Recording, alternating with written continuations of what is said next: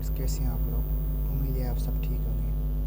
Basically आज हम physio का लेक्चर स्टार्ट करते हैं, ठीक है। तो जैसे कि हमने पढ़ा था कि जो रिफ्लेक्सेस थे उनको हमने डिस्कस किया था कि वो कैसे, मतलब कि मैकेनिज़्म कैसे, रिस्पिरेशन का कफ रिफ्लेक्स डिस्कस किया उसके बाद हमने स्नीज रिफ्लेक्स भी डिस्कस किया था, ठीक है। तो आज के लेक्चर में हम स्टार्ट करते हैं मैक्सिमम एक्सपायरेटरी फ्लो क्या होता है, ठीक है।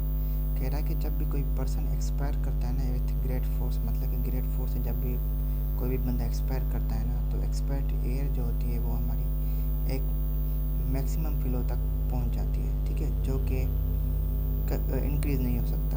मतलब कि एक मैक्सिमम से मैक्सिमम जो फ्लो है वो हो गया, इससे फर्दर कोई भी इंक्रीजमेंट नहीं होगी, उसको हम कहते हैं मैक्सिमम एक्सपायरेटरी फ्लो। अब इसका जो वैल्यू होता है वो ग्रेटर होता है जब भी हमारे लंग्स जो होते हैं लार्ज वॉल्यूम ऑफ एयर से फिल हुए पड़े होते हैं, ठीक है। अब इसके डिक्रीजिंग फैक्टर्स डिस्कस करते हैं।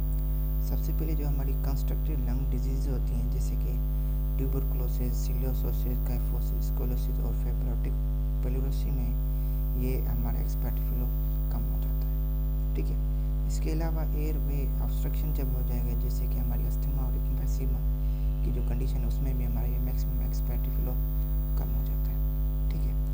अब हम डिस्कस करते हैं फंक्शन के, नोज़ के रेस्पिरेटरी फंक्शंस क्या होते हैं। बेसिकली नोज़ जो होता है हमारे एयर को वार्म करता है और इसको एयर को ह्यूमिडिफाई करता है और इसके अलावा एयर को फिल्टर करता है। अब इन सारे फंक्शंस को हम कहते हैं एयर कंडीशनिंग फंक्शंस, ठीक है। उसके बाद है वोकलाइजेशन। वोकलाइजेशन क्या होता है, एक मतलब कि प्रोडक्शन ऑफ वॉइस को हम वोकलाइजेशन या स्पीच कहते हैं, ठीक है। इसके बाद इसकी कंपोजिशन बता रहा है कि इसकी जो कंपोजिशन में पहले है फोनेशन। फोनेशन कैसे कहा होती है, जब भी हमारे वोकल लोड कोर्ड्स जो हैं लैरिंग्स में वाइब्रेट करेंगे तो फोनेशन कहा होती है। उसके अलावा आर्टिकुलेशन। आर्टिकुलेशन कैसे होती है, बाय लिप्स, टंग्स और सॉफ्ट पिलर से, ठीक है। इसके अलावा रेजोनेंस कैसे कहा होगी, बाय माउथ, नोज और एसोसिएटेड जो नेजल साइनसिस और फेरेंस से, ठीक है। अब हम डिस्कस करते हैं ऑब्स्ट्रक्टिव पल्मोनरी डिजीज़। अब ऑब्स्ट्रक्टिव पल्मोनरी डिजीज़ जो होती है वो उसमें हमारे एयरवे जो रेजिस्टेंस होता है वो इंक्रीज़ हो जाता है, जिसकी वजह से हमारा जो एक्सपायरेटरी फ्लो रेट है कम हो जाता है। जैसा कि हमारी क्रोनिक ब्रोंकाइटिस हो गया, अस्थमा हो गया, एम्फीसीमा हो गया और ब्रोंकाइटिस, ठीक है। उसके बाद है हमारा ऑब्स्ट्रक्टिव पैटर्न।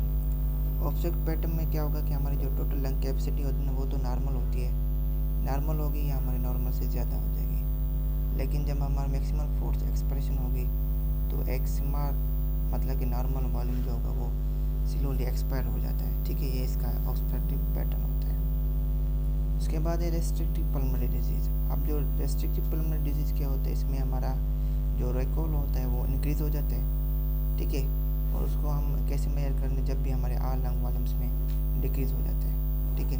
मतलब कि जो लंग्स वॉल्यूम कम हो जाएंगे और हमारा रिकॉल जो होगा वो इंक्रीज़ हो जाएगा। इसका बता रहा है जैसे फेब्रोसिस हो गया, निमोकोनेसिस हो गया, चेस्ट वॉल डिसऑर्डर हो गया, ठीक है, जैसे पोलियो, ओबेसिटी, ठीक है। उसके बाद है रिस्ट्रिक्टिव पैटर्न।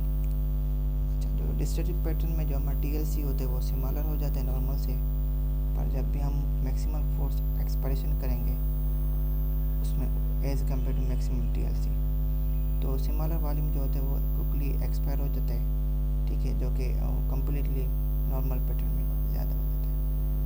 अब ये इसमें बता रहा है कि टोटल लंग कैपेसिटी है उसमें ऑब्स्ट्रक्टिव पैटर्न एफएसए में टोटल लंग कैपेसिटी बढ़ जाती है, FEV1 जो होती है वो कम हो जाती है, फोर्स वाइटल वैसे कम हो जाती है। ये सारे फैक्टर्स इसने डिस्कस किए हुए हैं। उसके अलावा कह रहा है जो FEV1 जो होता है हमारा फोर्स एक्सपायरेटरी वॉल्यूम होता है, फर्स्ट सेकंड में वो उसको हम लीटर्स में मेजर करते हैं।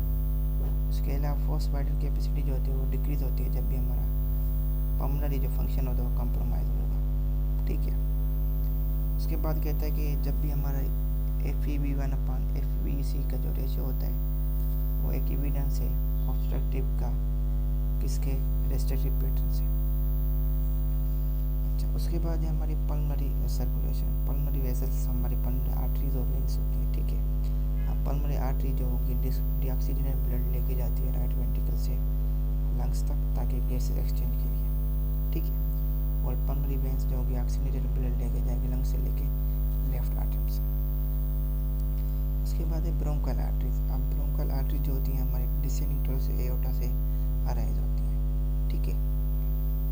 उसके बाद है इसका फंक्शन। अब जो ब्रोंकल आर्टरी जो होती है ऑक्सीजनेटेड ब्लड करती हैं, लेके जाती हैं, कनेक्टिव टिश्यू को सप्लाई देती हैं, उसके अलावा सेप्टस को और ब्रोंका जो होता है लंग्स को उसको।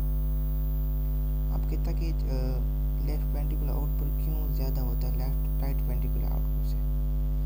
कह रहा है कि जो हमारे ब्रोंकाल वेनस ब्लड जो होता है वो हमारा पल्मोनरी वेन्स में इम्पटी हो जाता है रेदर देन कि वो वापस आए राइट आर्टरी में, जिसकी वजह से जो हमारा लेफ्ट वेंट्रिकुलर आउटपुट होता है वो राइट वेंट्रिकुलर आउटपुट से ज़्यादा होता है। अब उसके बाद है पल्मोनरी सिस्टम के प्रेशर्स। अब जो सिस्टोलिक पल्मोनरी आर्टरी प्रेशर है वो 25 mmHg है। उसके अलावा diastolic pulmonary artery pressure 8 mmHg है, ठीक है। उसके बाद जो main pulmonary artery pressure 15 mmHg होता है।